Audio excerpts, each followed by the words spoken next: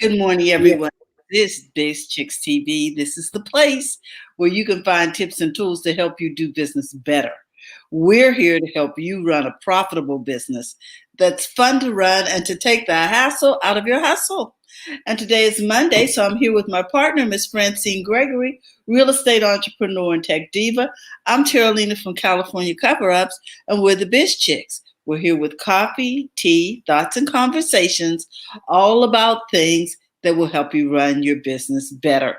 This morning, we're going to be talking about digital spring cleaning, how to get all of that done. You know, it's the time, the year. Oh, isn't it nice? The seasons are changing, although in some places it's not evident with all this snow in Texas. But we want to give a shout out to Texas and wish you well today. Woo! So, Francine, what do we have on the agenda as far as digital spring cleaning? Well, I want to say welcome to everybody watching live, the replay gang, everybody who's over in Clubhouse. I see TJ's over there, and anybody coming into the room over on Clubhouse. We are recording this live on our bizchicks.live, and this is one of our conversations that we have during the week. Okay, so we ended on Friday talking about the fact that Netflix is raising their rates. Other people are raising their rates. Disney Plus had already did their thing. And it seems like they're creeping back up to, and all of those things that we used to get on cable for 200, 300 a month. Mm-hmm. Now we are getting $12.99, $15.99, $17.99, $65.90 or $64.99, and different price points, which seems to tend to lead us back to where we were in the beginning. Exactly, which is what led to me cutting the cable in the first place. Right. So we wanted to cut the cord, but we also, and so we're going to talk about cutting the cord and making some strategic moves when you do it. But we also wanted to talk about other ways of doing digital cleaning, spring cleaning. It could be your email, the dreaded email. Don't even say anything about that. It could be your text messages. It could be your phone and your photos. It could be just digital clutter that we have accumulated over the last few years. I'm not going to say just last year. I'm just talking about the last few years, because we take time to spring clean our offices or our homes. We clean out the car, but do we touch the digital clutter? Mm-hmm. Mm-hmm. And we have the digital diva in the house, which is Terry Johnson, all the way from New York City. She's over on Clubhouse right now. And I'm sure she'll have some ideas that can help us. Well, we got Pat over here on the live stream. Hey, Pat. Over here on Facebook. So, hi, Pat. How you doing this morning? Right. So we're talking about eliminating digital clutter, doing some digital spring cleaning, and then we want to hear what methods are working for you. What are you doing to eliminate or reduce digital clutter? It could be, like we talked about, from a streaming services. It could. Well, I want to make a recommendation, and that is, all those websites that we signed up for when we were Christmas shopping. I suggest we go through and unsubscribe to the ones that we no longer need, because they are definitely filling up this mailbox. I'm looking at my mailbox and it is just unbelievable. And I'm thinking, this must be from when I was looking around and signing up to get notifications for different sales and things during the holidays. And that's a good point too. TJ talked to us. TJ, and you can weigh in here at any time. TJ always talks about having curating, not just curating, but having a separate email for all of that stuff when you do shopping. So when you're doing shopping and you need to know where your notifications are, all that stuff is over somewhere else and not in your main email where you do work. Wow. That makes sense. So Because you're not it's starting to fill back up. right. So you're not checking all of that, because I bought something from Nordstrom's and I was getting emails every single day. I was You like, know what I mean? this is too much. I just need to know, did the shipment come? Exactly. And if you're having a sale, I want to know maybe once a week, but not every day, from Just, all of your brands. mhm. That was on everybody's email. And Pat says over here that she would love to see us start a Roku channel. That way our shows, webinars, and in-person workshops can all be in one place and easier to access. Pat, thank you for that. I'm gonna look into that and see what it takes to do something of that nature. Biz Chicks on Roku. Hey, who knew? Sounds like a plan. Thank you, Pat. I'm gonna look into that. So what are you all doing to eliminate digital clutter? I should go get my iPad, but it's across the room. Good morning, everybody. Good morning, TJ. Because I know you mentioned about clutter, and then I always talk about curating, and that's another thing that we mentioned about. I have several junk emails. And I named one of them is on my domain, and it's called junk, and I use that whenever I need to use an email to buy something or sign up for an ebook or something that I don't really. I'm just investigating and gathering information. So it all goes to that email, and it doesn't clutter up my main email where there's stuff coming in that I gotta check daily. So every once in a while I go check the junk Gmail. And I have a Gmail. So I have several of those that I use, and then I go check those periodically, clean them out so it doesn't clutter up my main email, which is the most important email. Right. The one where you're making money and you don't want to have to sift through, okay, where is this? And you're sifting through things. So let's talk about that email situation. What do you have set up? Because see, I use my Apple Mail, and you can have several emails that come down the side where you have several boxes. I have one for my real estate business. I can go and just check that mail only. I have one for Biz Chicks. I have one for other mail, and I got one for my personal brand email. But here's the thing, I don't need to check all of those at the same time. I can go into each one and get specific emails. If I hit all mail, I'm going to see everything, which is probably going to be very overwhelming. And you're going to feel like you're swimming, like, oh my God, and here's an avalanche of, how you bring mail in or the junk mail comes in. And I've said this before, at the post office or at your mailbox, there should be a bin where you can go through the stuff that you don't want, toss it in the bin before it ever makes it to your desk. Mm-hmm. Right, and see the way that you have when you have several email addresses like I use programs that lets me bring in all the mail, and it sorts it by the email address. So Airmail is one, Spark is another. There's a couple of them. Also, if you use the Firefox browser, you sign up for an account with Firefox. They give you email aliases. I think they give you 5. So like an email alias is just, okay, you have a main email, and then they give you different names that goes in front of the email. Does that make it? I don't want to confuse anybody, but they give you that so you can, it's like a throwaway email, but all the mail goes to that one email address. But they give you like 5 different ones. Okay, so that you don't have to actually burn up emails on your web.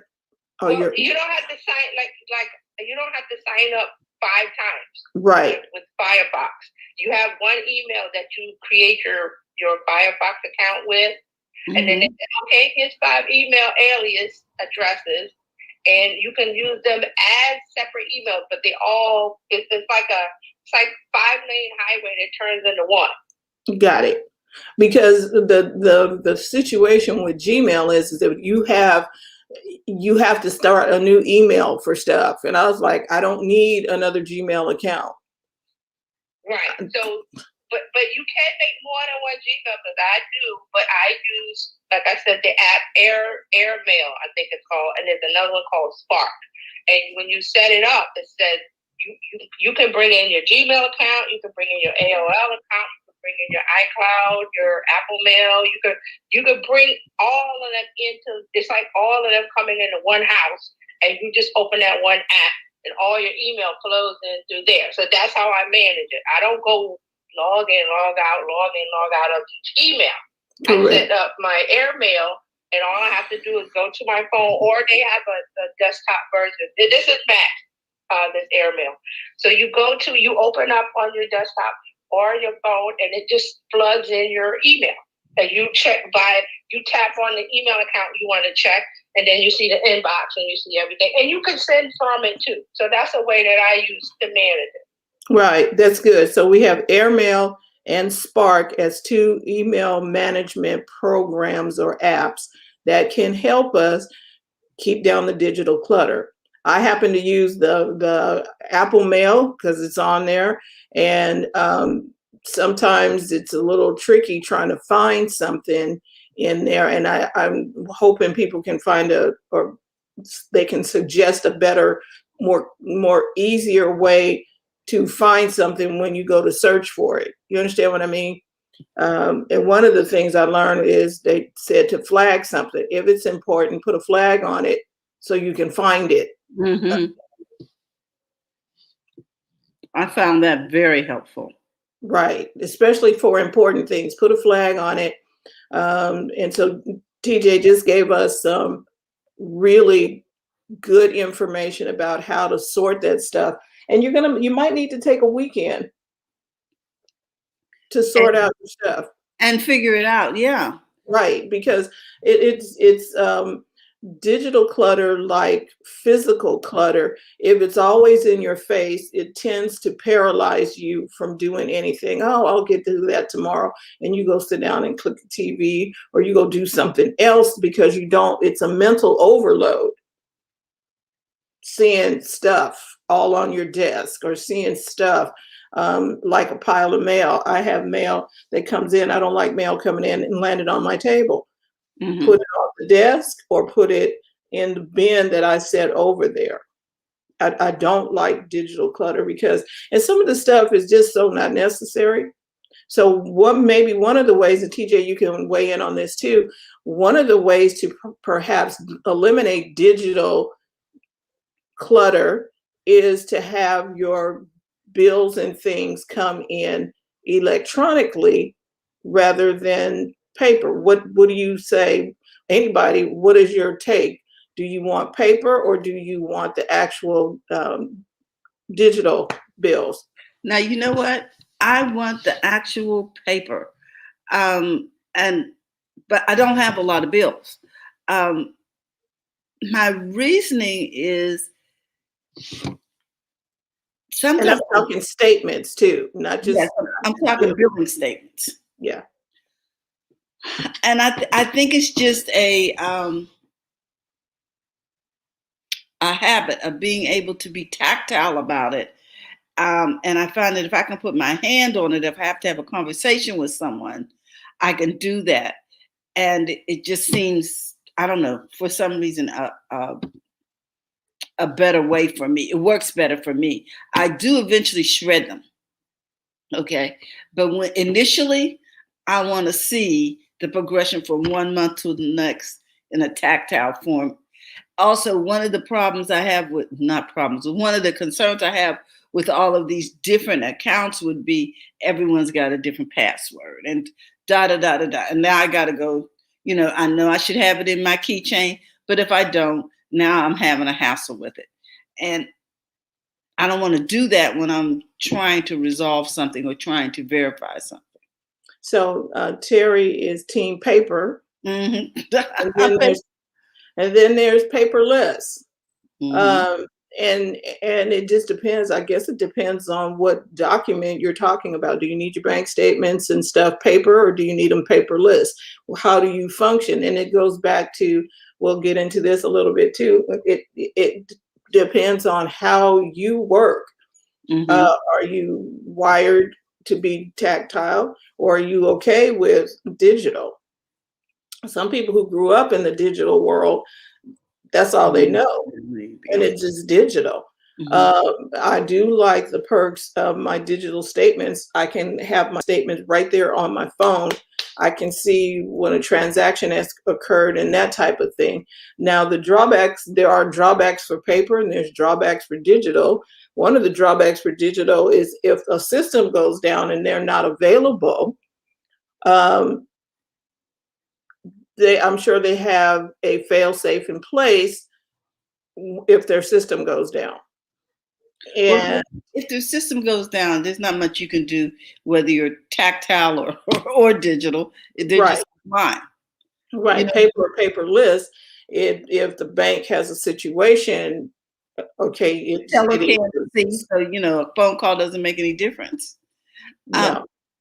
I just see. I'm also digital because I have the app. I have the account online. I pay my bills online. But at the same time, there's something about seeing that paper statement for me that just. And that's what we're saying. Whatever works for you, but have it organized. Have it organized. Whatever that is. So how do you work? Are you team paper or team paperless? That the whole digital situation, it can get a little messy too. Digital, like we said, your email's cluttering up, the papers on your desk or in your office or somewhere, they're piling up. And how do you check them? Do you need it after some of us have been taught that you need to keep that paper. Like your tax returns, you keep them for 7 years, 10 years, something, you keep them. Okay, but that don't mean you need to keep your electric bill for 7 to 10 years. You see what I mean? That stuff needs to go. The electric bill, okay, that was so over with, so however long ago. And everyone is trying to get you to go digital. They try very hard to get you to go paperless, because if you go paperless, they offer you incentives. I find this just so hilarious though, but go ahead. The reason why I find it funny is because I worked for the government. I remember almost 20 years ago, we were trying to go paperless. And as a result of going paperless, they wanted you to not only keep it in triplicate, but now they wanted to keep it in quads, because I was like, what is this? What's the purpose of paperless if I got to keep everything? And I got to keep an extra copy now. What? Okay, there was something, I don't know. Yeah. So in different industries, everybody has their standards of what paperless looks like. I remember in the banking industry, there used to be so many, they used to use legal size. Legal is 11 by 14. Legal size documents, and the files were like yay thick. And this was the file that you had for doing a mortgage loan, real estate, a real estate loan or real estate transaction folder was yay thick with all of that in there. Now it's digital, and you keep a folder, and then you have a vault that you need to put it in, so that the documents are secure and what have you. But do you have a vault where you have papers or whatever stored digitally on your computer? I'm asking questions, starting conversations. I was going to say starting something else, but starting the conversation. How do you manage your digital life? We are in a digital society. I went to the gas station yesterday and I paid cash. I walked out, I'm like, oh, wait, I need a receipt. Because I normally just pay with the card, and then it would be on my banking statement that I went Exactly. to the gas station, and I didn't need it. I'm like, oh wait, whoa, I need a receipt for that. Yeah, I did the same thing. I bought some toys this weekend for the kids, and I paid cash. And I was like, "Oh no, we need the receipt. We need the receipt." Okay. And most of the time they're going to give you a receipt. I wish they didn't, but this time I needed it. And then I go to get food or whatever. Do you need a receipt? No, because I use my debit card. I can see what I spent. It's easier for me to go back and track it that way than to me. The little pieces of paper shoved all in the wallet or shoved all in the car. I was like, oh my gosh, trying to keep down the digital clutter. Mm. Wow. So we talked about email. We talked about going paperless versus paper. Patricia said, just in case. Yeah, I guess the government wants something just in case. And and it may be very valid because, we just recently heard about the whole cyber thing with Russia and, breaking into different things in the government. So I guess it pays to be safe. You know what I mean? To have something that's documented offline if you have a dispute. Yeah, and I still use my little composition books to take notes and stuff. So I do have some paper trail. And it's okay to be bilingual, digital. Yeah, and it's something that happens to me when I write it down, or you know what I mean? Right. And so being flexible, finding out what your flow is, and then doing that. So we've talked about phone, we talked about email, we talked about paper versus paperless. Let's get into the discussion that we were having on Friday, the streaming services. Before we were watching television, I wish Dr. Tachi was here to talk to us about some of this too, but she might be jumping in. But you watch TV, and TJ, I want your feedback on this because you said something very profound on Friday. We're in the digital age. We can pick TV on whenever we want to now. And we cut the cable, we cut the cord. We celebrated freedom. Yes. And now they're coming back with, you can still have TV when you want it, but the price is going to be higher. Okay. And that is because Netflix just talked about raising their rates. $17.99. I was like, okay, wait. So and I need to find out if it's $17.99 across the board, because at $17.99 I should not have near a commercial. TJ, did you want to weigh in? Yeah, I'm trying to remember what did I say on Friday. I think I said I'm reading books. Yep. That was it. I have tons of books on my iPad and just never had the time. And now it's like, okay, I might just go, and I'm finding it enjoyable. So it's like one of those things where you're going, instead of going forward, you're going back to books. And then we were saying about going back to cable because it's a simpler option. It's a one price, and it may be the cheaper option because Terlita was doing the adding up of the fees, and we were like, okay, that's a lot of money. Going back up. Now I'm looking at a matrix right here now. Let me chart right now. Let me get Carlos in here before you hit that chart. Carlos says, laugh out loud. Now it costs more to get channels. Cable was a deal and a half. People better sign up for cable soon and quick, because cable does offer you on demand right now. You can get some stuff on demand with the cable, which before they were trying to play hardball and didn't give that to you. Before you had to be stuck in front whenever they put the program on, whatever. But now they're saying, oh, they don't give you everything on demand, but you can get a lot of things on demand, like particular shows and stuff like that. They do have commercials, just gonna say it. But most of these streaming services are starting to add commercials. Have you noticed that? right. Okay. And Carlos is working on making something like that a reality. Okay, Carlos. Yeah. Go ahead, Terry. You had a matrix or something. I'm looking at this chart. I Googled what are we paying for streaming services, and it says here YouTube TV is $64.99 a month. Hulu and Live TV is anywhere from $64.99 to $70.99 a month. Netflix is $8.99 to $17.99. So they got a scale. Hulu is $5.99 to $11.99 a month, and Sling is $30 to $45 a month. Now these are just some of the major ones. Then I do things like I signed up for PBS. I'm sure that's like $6 something a month or $5 something a month. Then I signed up for BritBox. BritBox, yes. I love BritBox.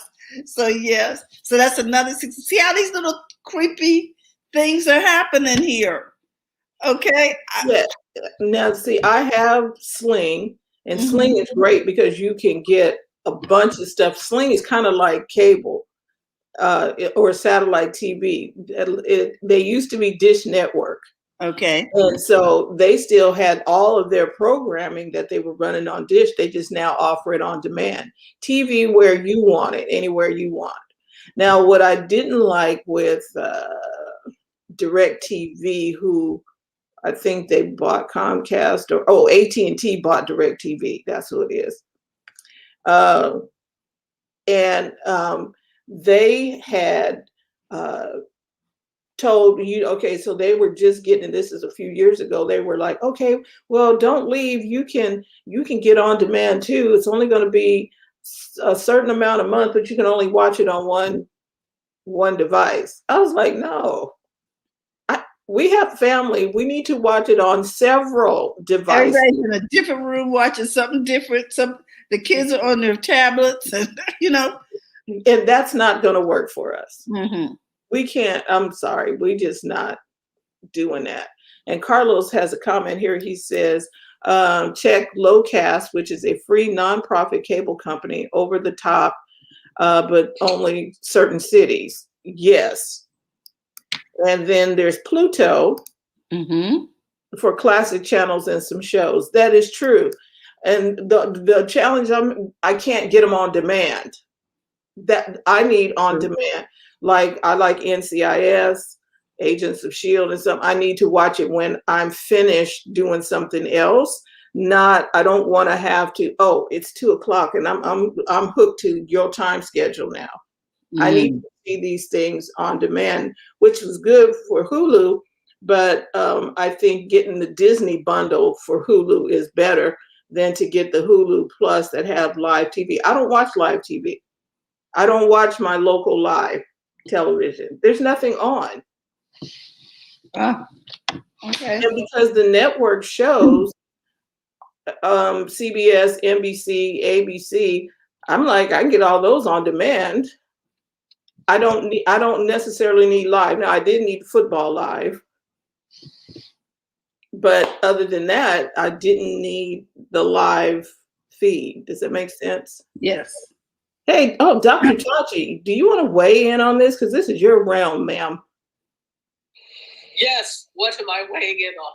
We are talking about cleaning up our digital clutter and the cost of these streaming services. The streaming service, to stream or not to stream, to tie up with cable, not to tie up with cable. And Carlos said, I used to do a live show, what shows are on he used to do a live where I show what shows are on my Apple TV. So anyway. What happened? You ran out of content, Carlos? There wasn't nothing else to talk about? There's not a lot over there. I'm getting ready to tell them bye-bye. Go ahead, Dr. Tachi.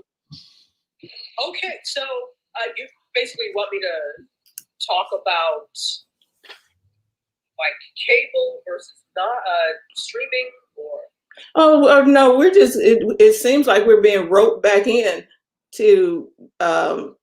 These high prices over We're on the going cable. right back into cable, where I still need stuff on demand, but the cable companies are now looking more appealing in the light of all of these different, everybody jumping in the streaming pool.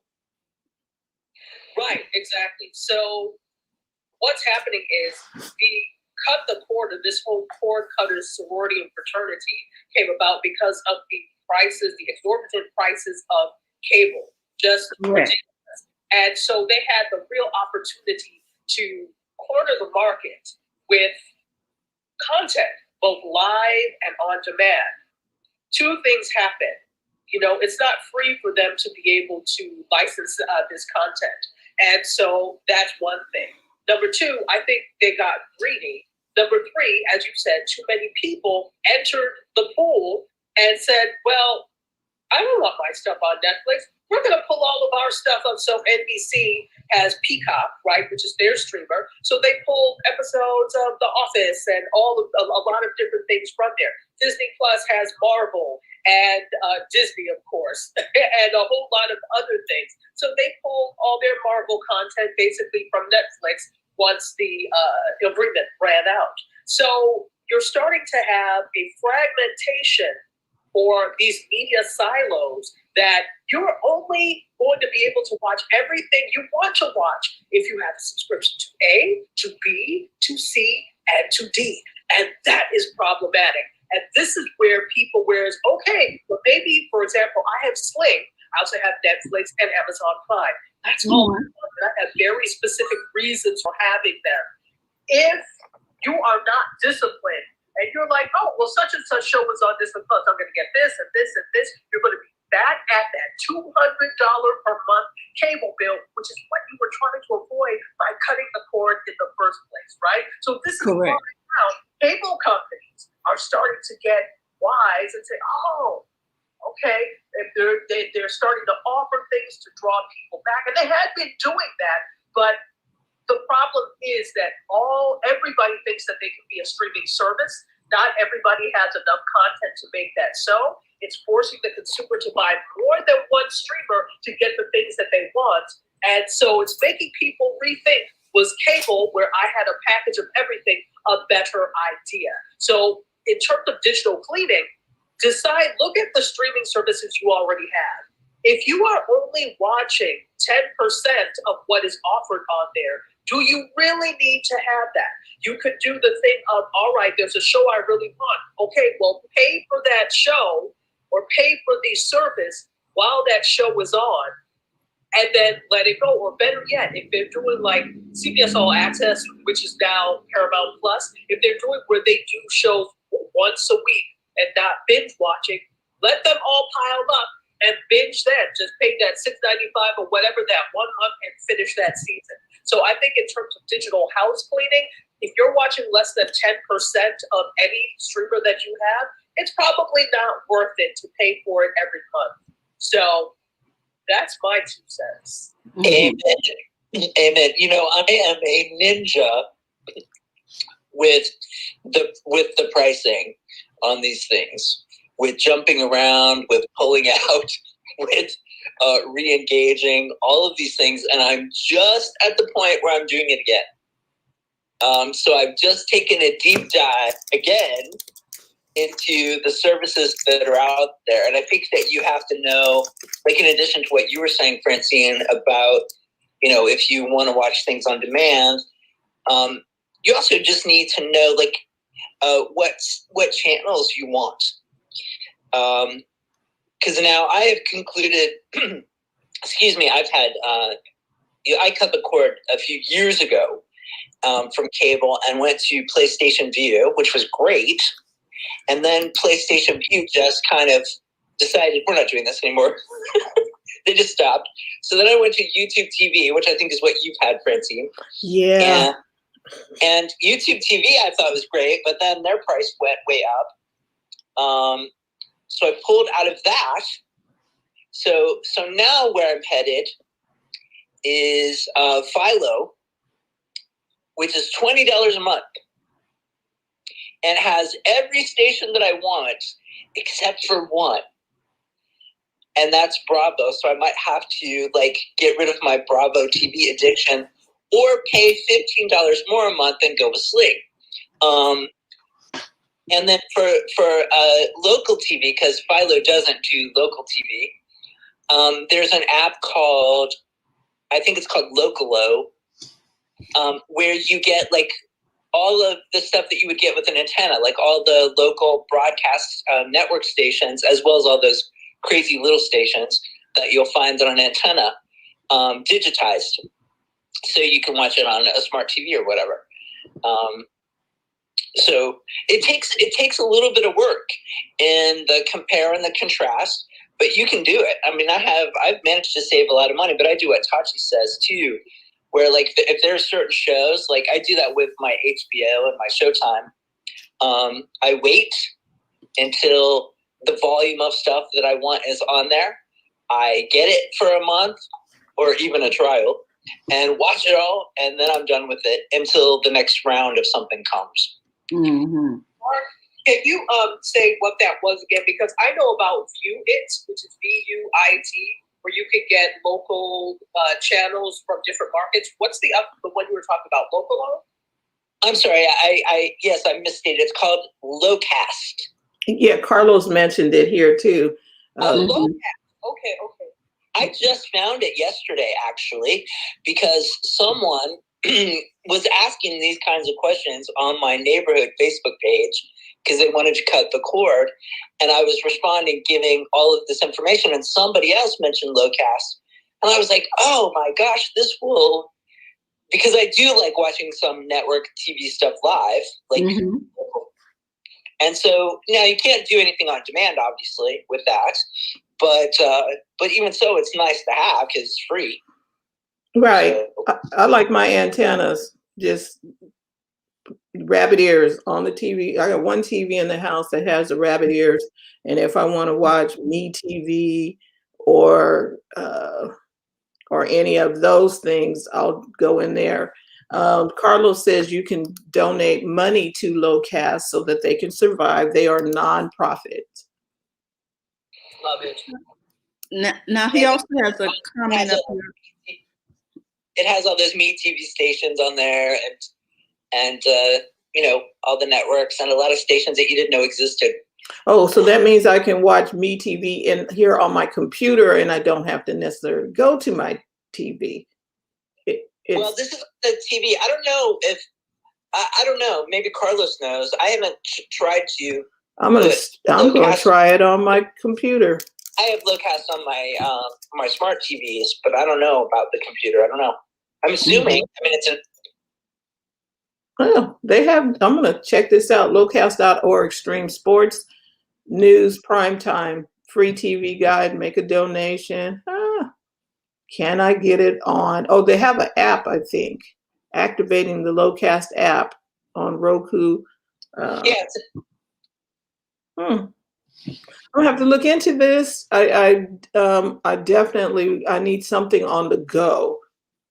You know, I like my Saturday morning westerns, rawhide, and all of that. It says it's available in Sacramento and San Francisco. Right, but can I get it on an app to take with me? And then Francine, also, if you like older stuff like that, Pluto TV. I don't know if you have Pluto TV, but yes. Pluto TV. Okay, because Pluto TV has lots of old shows on there. I love Pluto, especially my Mystery Theater 3000. They have a whole station for that.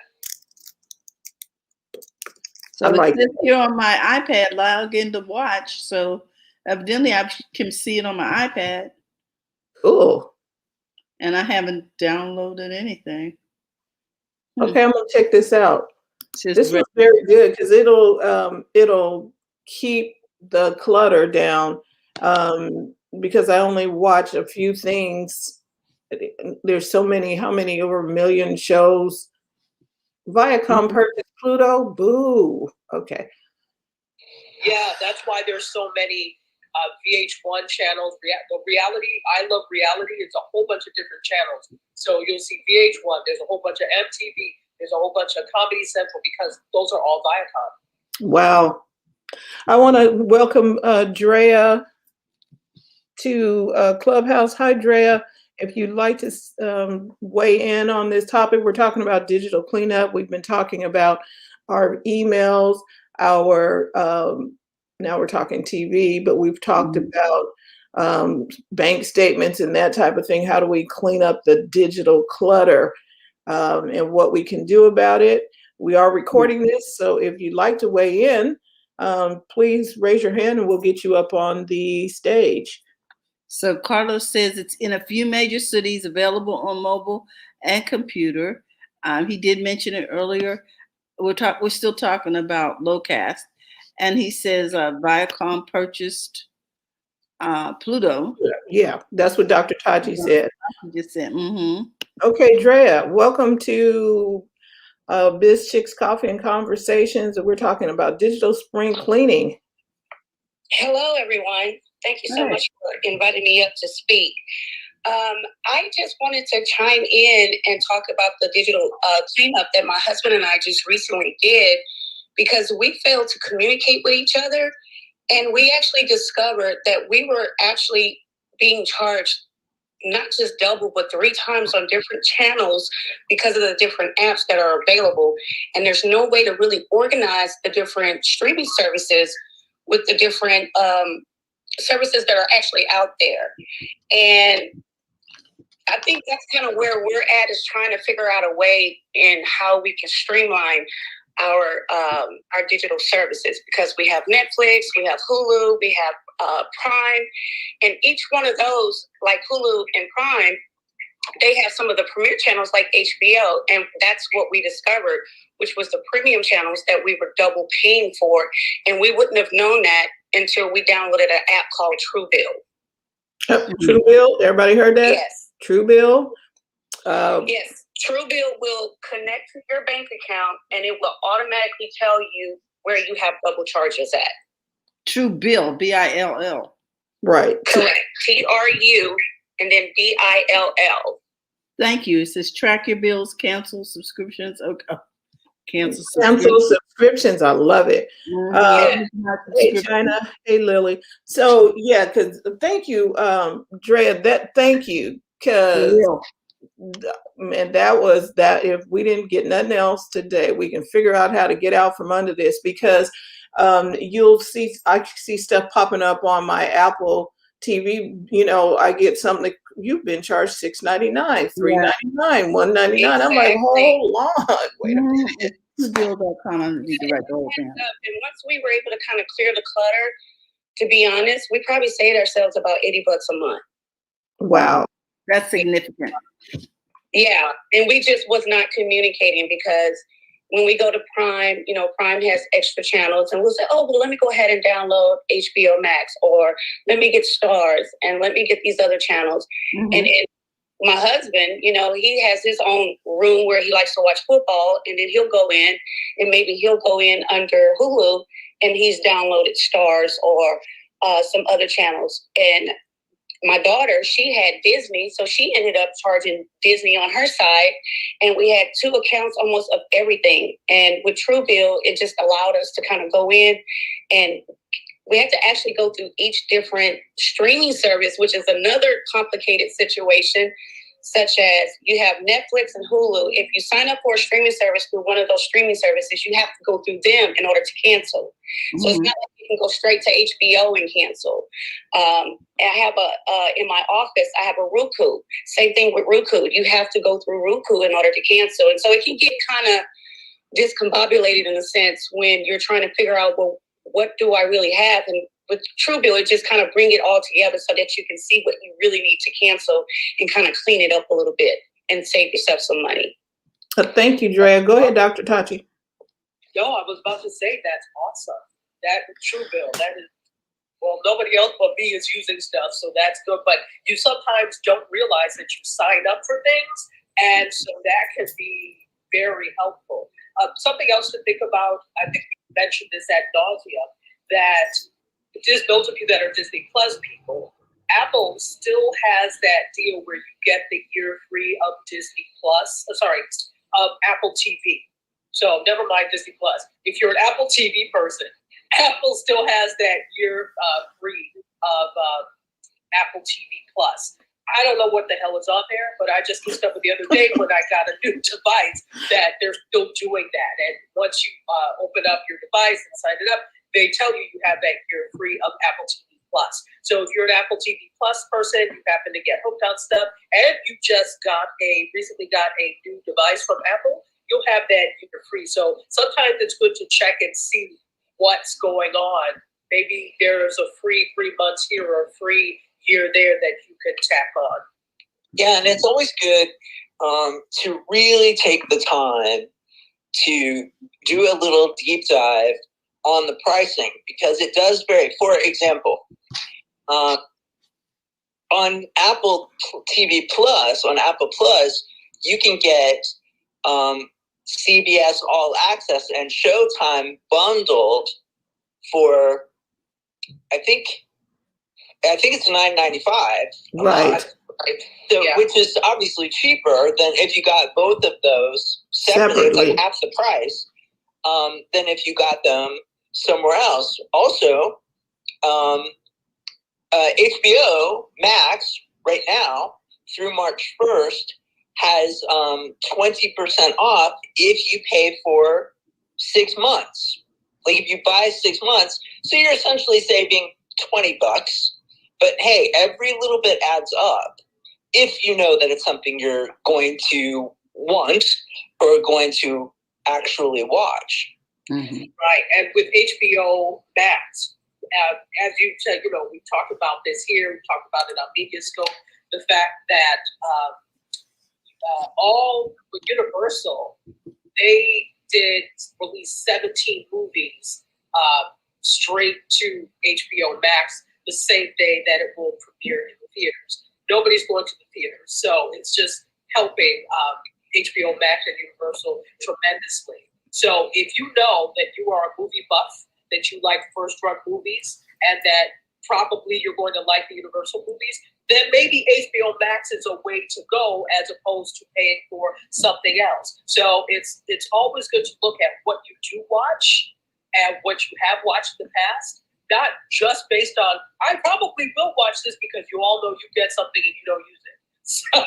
So take a look at that. If you know you're a movie person and you're a first-run movie person, it may be worth it for you to go the HBO Max route. Nice. Carlos got comments and jokes over here. Carlos said, I subscribe to vitamins, underwear, meal replacements, TV services, internet services, cologne, Google services, apps, and so much more. Hard to keep up. I want to do a show about that. Carlos, do a show. Do you want to do it here on BizTix, or you want to do it on yours? And where do you want to do that show? Because, go ahead, Mark. So much of it too is around just being willing, if you want to save money, is about willing to do the due diligence, because they're counting on us just kind of enrolling and just sort of set it and forget it. Yeah. Like, for example, like a month ago, I decided, okay, I'm going to take a break for at least a month from my YouTube TV and my Netflix. Because I thought, you know what, the films that are on Netflix, most of the things that I might want to see that I haven't already seen will still be there for a while. They always publish when things are leaving or whatever. So I will know. It's not like I have to see it the moment that it pops on there. So, it's just a matter of deciding whether it matters enough to you to really pay attention to where your money's going and what is the return on your investment. Right. I like that idea, because I'm looking at the shows that I watch on Netflix as well. Now I have CBS All Access, aka Paramount Plus, and then I'm going to do what somebody just talked about. It might have been you, Mark, about checking to find out if it's less money for me to get that through Apple TV than it is to get it on standalone. And if it's less for me to do it on Apple TV, because I use my Apple TV, I might just do that, and I still have time left on my free Trial. year that they gave me. So it might be cheaper for me to move my CBS All Access subscription and put it under Apple. And if I do that, am I watching this stuff on Netflix? Because Netflix, some of the stuff that's on Netflix is on CBS All Access. CBS All Access has I'm in a Star Trek mode. I've been doing all the Star Treks, and now I'm on Deep Space Nine, and so I can watch that on All Access. I don't need to have it on Netflix for $17.99. Do you understand? I'm thinking about this. I'm thinking about taking everything off except for my Prime. And then as I need it, I can reassess whether or not it's necessary. Right. And it's not that you can't have all of these things. It's we're talking about digital clutter. We talked about the emails that are piling up, and TJ talked to us about having a separate email for when you do shopping to keep all that other crap out of your inbox. And she also talked to us about Airmail and Spark to keep our emails under control. Then we talked about things that you can do for your bank statements and things like this. Are you paperless or team paper? How do you handle that? And then we just got into this conversation about these streaming services and how we can save money. They're really over the top. Right, because I don't watch all these channels. And Carlos said that this was not a joke. He's going to do it for real, and that he'll do it on his personal page. So if you follow Carlos Phoenix, and Carlos, are you on Clubhouse at all? So we can. He said he lost his audio, but it's back. That was a while back, Terry. Okay, so are you on Clubhouse, Carlos? If you are, we're going to get you. We want to know about the conversation. You can have the conversation there, or you can. We can follow your page too. And that's we can talk about digital the clutter that happens in social media. While we got how many minutes? Where am I? Well, we got 6 minutes left. We got social media clutter. TJ may be able to weigh in on that, because you're going to have to curate your feed. You don't need to see everything. I was looking at something at a program, and I think it's called Channels and Marco Polo. It's powered by Marco Polo, where you can have conversations with people in your community. Maybe you are a coach and you are talking to your community. There was no noise. It was just you talking to your community, and there wasn't any of this other stuff that's all on the right side of the screen and the left side of the screen, and the up around the top and along the bottom, and 3 dots and all kind of stuff going on. It wasn't all of that noise. What are you all using to take command of your social media clutter? There's a question. Dr. Tachi. It's a damn good question. That's really all I was going to say. CBD gummies.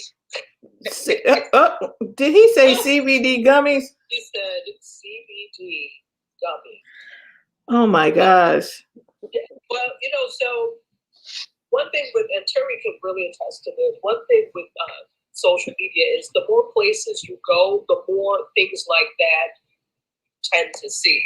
And so if you're wondering why your feed looks a certain way and you're only seeing posts and things from certain people, those are probably the places you go to the most, and the algorithm picks up on that.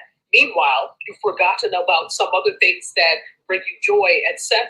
So one thing that I like to do is I like to keep account, especially for like clients. I like to keep account of the things that I like to see, and I make sure that I visit their pages. And it does take a little work. There is no such thing as easy with social media. If there was, everybody would do it and do it well. So I make sure that I go to those pages that I see so that the algorithm sees, oh, okay, this is the type of stuff you like. It's the same thing with YouTube. You notice that whenever you watch a video on YouTube, the next time you see something, they suggest, well, people who like this also like this, and you may like this. And so you see a lot of that type of stuff, and that starts to curate. The algorithm curates the feed for you. Now, sometimes that's to your advantage. Sometimes it's not, because it's like, okay, well, I also like this, this, and that. And in that case, again, the algorithms, and most algorithms work by seeing what your habits are and providing you with more of those options, whether it's that's more of what you see in your feed or whatever. So really, it's going to take for you to remember and be in tune with the type of things you like to see or that are on brand for you, making sure you visit those accounts that are on brand for you or the things you like to see, and the algorithm will curate your feed as such. Nice. Carlos, I don't know if you're telling jokes over here or not. Carlos said the algorithm is evil and designated to manipulate the world we believe we are in. I think that was a joke. It's true. Even if it's a joke, it's true. I agree. Go ahead, Drea. No, I was saying I agree, because I noticed my algorithm changed on my Inspired by Drea Instagram. I was getting a lot of hits. I was using hashtags, and then all of a sudden it just went silent. Okay, TJ, can you speak to what may be going on in there, in that realm? TJ's away, it seems. Okay. So you know what happens sometimes, and this is interesting. If you're on Instagram and you try to do a post, generally when you put in the hashtags, they'll pop up automatically, right, to let you know. But sometimes you'll put in something, like yesterday was a great example, Valentine's Day. I went to put that up and it didn't pop up anywhere. Why? Because it was probably a banned hashtag. So, yeah. So keep in mind that sometimes people use these hashtags for not so great things, and it messes it up for everyone. So you think Valentine's Day is benign, but somebody did something because apparently it looked like it was bad. So what you want to do in that case is the next thing I took was Valentine's Day 2021, because that was still there. So sometimes you may be using banned hashtag, or somebody may be using banned hashtags, and that affects what you see as well, Drea. Okay, thank you for that. I'm gonna have to take a look at that a little more deeply, because I try to mix my hashtags up and not use the same ones for individual posts. So it just really depends. And I think with Instagram, they have a section where you can go in and actually see when is the best day to post. And that's what I started using that, but everything still just kind of went silent on my end. Still trying to investigate that. And yeah, they often change something with the algorithms. They do it all the time. And sometimes it takes a minute to figure out exactly what it is. But this is what I'll say. The best time, the best day to post is relative, depending on who your audience is. It's when they're on, not when everybody else is on. It's when who your tribe is on, the people who are interested in your information is on. And that varies, and that could vary from week to week. And things change with the pandemic. Whereas before, everybody was at work, quote, at a certain time. Now, the definition of work has changed. So that also changes when people are on social media. So those antiquated formulas for figuring out who is on when doesn't really hold as much anymore, because now the nature of work has changed. So social media is just a constant trial and error and figuring it out. Everybody seems to claim to know the secret for that, and the secret is there is no secret. It's just trying it and seeing if it sticks. If it doesn't, you try something else. All right. And Yolanda, are you available to weigh in? Because you have been having a phenomenal, I'm going to say, success with what you've been doing. Hey guys, yeah, my show just went off. And y'all know I have to watch Good Times each day. And it was the one where they were JJ and Debbie Allen were eloping, so I couldn't miss that as if I had not seen it a million times. But one of the things is I had to learn how I post. And I had to learn that the results are coming because I have curated or programmed, as Tati loves to say, programmed my audience to know that they know that I post in real time. I don't post at a particular time. I post when the creativity hits me.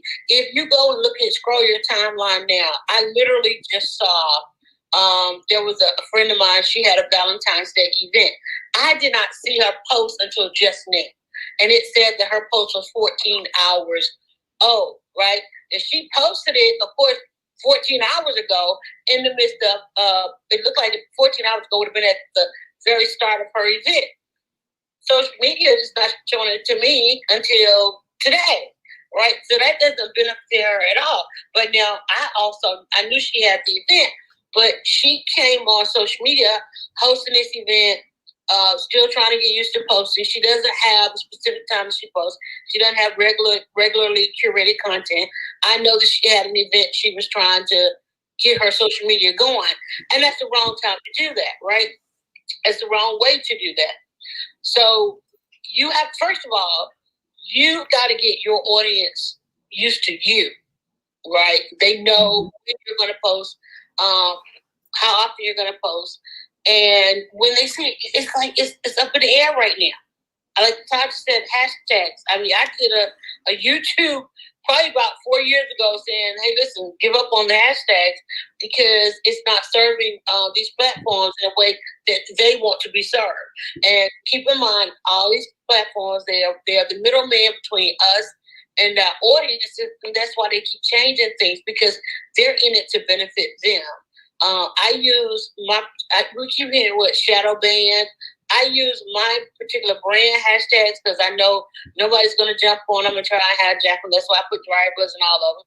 But then they're like, well, now they're saying if you post your own hashtags, you're going to get shadow banned. But I use my hashtag so that I can go back and find stuff that I want to repurpose. But just post and just continue to post.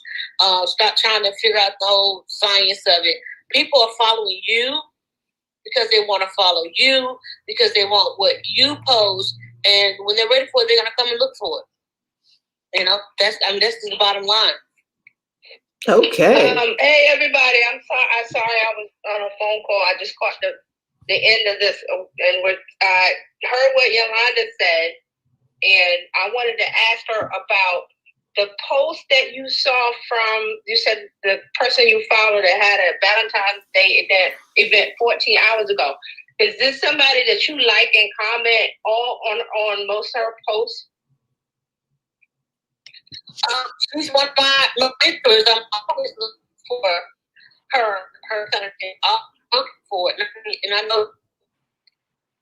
Okay, you're breaking up. Hey, yeah, I heard her. She was on the radio. Yeah, I got a poor connection going on here right now, and I probably need to charge. Am I still breaking? Okay. No, you're good right now. Okay, so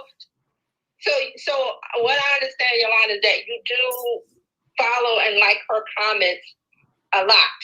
Was that the answer? Well, the problem is she's inconsistent. The problem is she's inconsistent. Not her being I'm talking about you. When you go to Instagram and you see her post, you tap the heart and you might leave a comment. Am I correct? Yes. Yes. Okay. So see, this is what is going on with Instagram right now. It's not about hashtags anymore.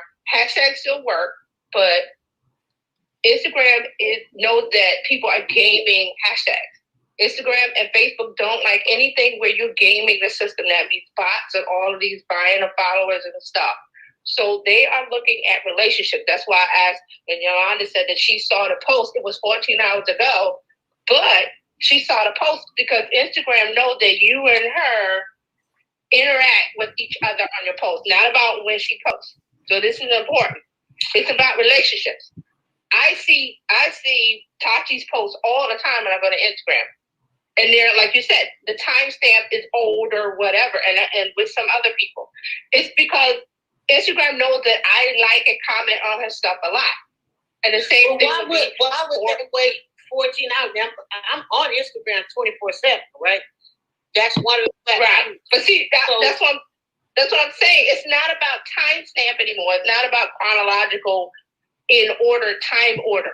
It's about, okay, you haven't looked at it. Say, for example, you haven't opened Instagram for 12 hours or whatever because you were sleeping. So Instagram knows the last thing you looked at before you went, let's say that time period when you were inactive because you're sleeping or whatever, you're inactive. And when you come back into Instagram, they say, hey, Yolanda likes so-and-so posts a lot. Let me show her the last one she did, irregardless of timestamp. Do you understand that? This is the way that LinkedIn works too. Okay, so it don't make sense to normal people, but bottom line is what we're learning is none of that matters. And it is just going to send you whatever that last thing the person posted. They're not looking at the time.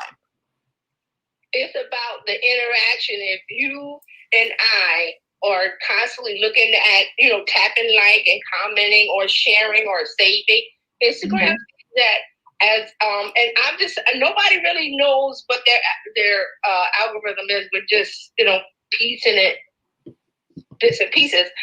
Because the same thing with LinkedIn, I will go into LinkedIn, I will see something that's a week old. But because I interacted with that person the last time I went into LinkedIn, LinkedIn says, hey, you liked their post the last time, or you left a comment, or you guys had a conversation. You're coming back in after a period of inactivity. Let me show you what they did and see if you like it or comment on it. So the algorithm doesn't care about the timestamp. But see, it's unfortunate because you're talking about a period of a holiday or whatever where the holiday is over. And you're like, why are you serving me Valentine's Day post? Valentine's Day is over. But that's the last thing they posted. It's kind of like a dog, the dog wants to play with you, so it brings you the bone or the toy, and they want you to play. That's kind of what it is.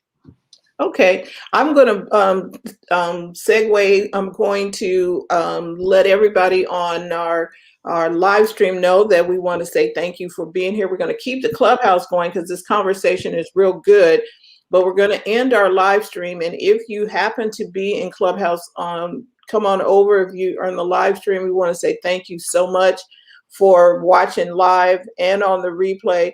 Carlos said, I still get Halloween stuff from 2015. So I want to continue this conversation though on Clubhouse because it's very interesting, especially because I'm learning some things about posting even for BizChicks and for my real estate company and some other stuff.